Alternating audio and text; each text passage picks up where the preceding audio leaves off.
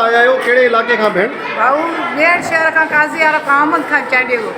अच्छा इहो ॿुधायो त उतां किरायो वग़ैरह घणो भरे पहुता कीअं पहुतायो?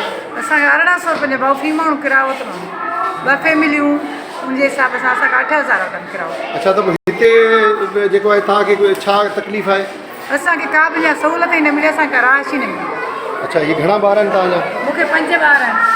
2 ॿार मुंहिंजे पुट खे, मुंहिंजे घर वारा से ॿार वेठा आहिनि रोड ते क़ाइदाबाद में।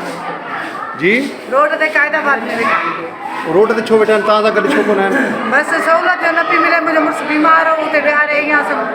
हिते तव्हां घुरायो त न हिते डॉक्टर बि मौजूदु आहे? हींअर छोकिरो मुंहिंजे नाले चवंदो उन वठी अचनि त पोइ तव्हां किथे जॻह जो असां हिते वेठा आहियूं। असांखे का सहूलियत न मिली आहे हींअर ताईं।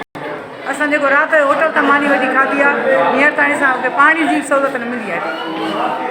असांजा घर ताईं खट पइजी विया आहिनि। ही आलम आहे हितां जो, तव्हां ॾिसी सघो था त ही पखा बि कोन्हनि के ऐं पंहिंजो ही ॾोढ मुतासिर आहिनि रज़ाकाबाद जे कैंप में हिते वेठल आहिनि। ही बि पंहिंजी मदद पाण तहत रिली विछा हेठि वेठल आहिनि।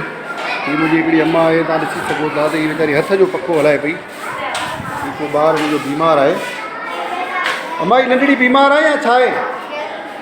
ही बीमार आहे? गर्मी आहे?